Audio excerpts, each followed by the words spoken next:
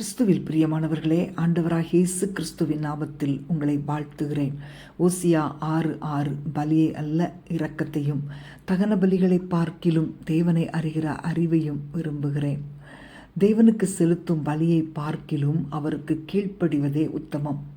தேவனை பிரியப்படுத்தவும் எதிரிகள் மேல் யுத்தத்திற்கு செல்லும் போது தனக்கு வெற்றி கிடைக்க வேண்டும் என்றும் சவுல் ராஜா கர்த்தருக்கு பலிகளை செலுத்தினான். ஆனால் தேவன் அதில் பிரியப்படவில்லை. காரணம், தேவனுக்கு பலி செலுத்தும் அதிகாரம் அந்த நாட்களில் ஆசாரியர்கள் அல்லது தீர்க்கதரிசிகளுக்கு மட்டுமே இருந்தது. ஆகவே அவன் ராஜாவாயிராதபடி அவனை தேவன் தள்ளினார். அன்பான தேவனுடைய பிள்ளைகளே, உங்கள் வாழ்க்கையில் எதை செய்தாலும் தேவனுக்கு உண்மையாயிருங்கள். நீங்கள் அவருக்கு தகன பலிகளை செலுத்துவதை விட அவருடைய வார்த்தைக்கு கீழ்ப்படிவதையே தேவன் விரும்புகிறார். தேவன் ஆபிரகாமை ஆசீர்வதித்தார். காரணம், அவன் தன்னை அழைத்த தேவனுக்கு உண்மையுள்ளவனாய் இருந்தான்.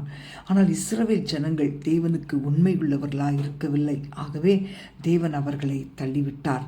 புதிய ஏற்பாட்டு நாட்களில் அனனியா சப்பிராள் இருவரும் தங்கள் ஆஸ்தியை விற்றபோது அவர்கள் உண்மையாயிருக்க வேண்டும் என்று தேவன் எதிர்பார்த்தார். ஆனால் அவர்கள் பேதுருவிடம் பொய் சொன்னபடியினால் அவர்கள் மரித்தார்கள். பிரியமானவர்களே, உங்கள் வாழ்க்கையில் உள்ள அவருடைய அழைப்புக்கு எப்போதும் உண்மையுள்ளவர்களாயிருக்க வேண்டும் என்று தேவன் எதிர்பார்க்கிறார். தேவனை ஒருபோதும் நீங்கள் புறக்கணிக்காதிருங்கள்.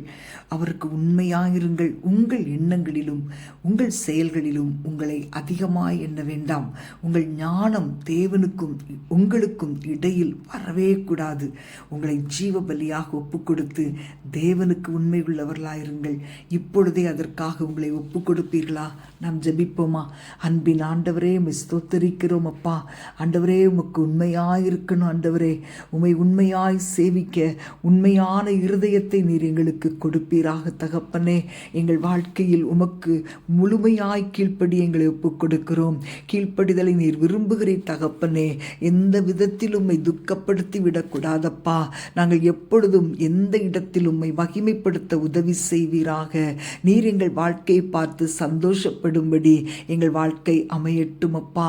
உம்முடைய வார்த்தைக்காக காத்திருக்க எங்கள் ஒவ்வொருவரை நாங்கள் ஒப்பு கொடுக்கிறோம் தகப்பனே. ஆண்டவரே, தேவனுக்கு முன்பாக எல்லாவற்றிலும் உண்மையாயிருக்கிற இருதயத்தை கர்த்தர் எங்களுக்கு தருவீராக. உம்முடைய கரத்தில் ஒப்பு கொடுக்கிறேன். இயேசுவின் நாமத்தில் பிதாவே, ஆமேன்.